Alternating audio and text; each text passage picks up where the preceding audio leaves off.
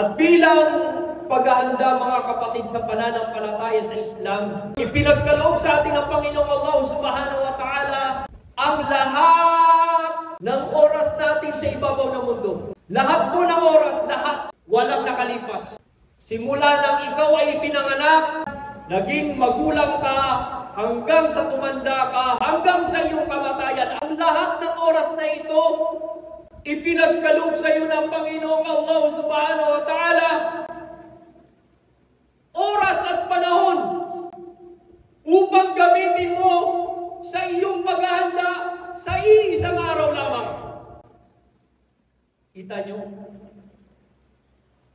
Ang igugugol natin, buong buhay natin mga kapatid sa pananampalataya sa Islam.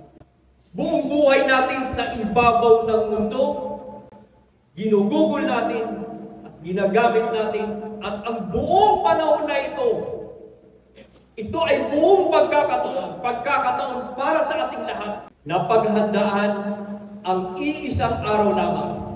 At ano ang araw na ito? Ito ang araw ng hisab. Yawma yaqumun nasu li rabbil alamin.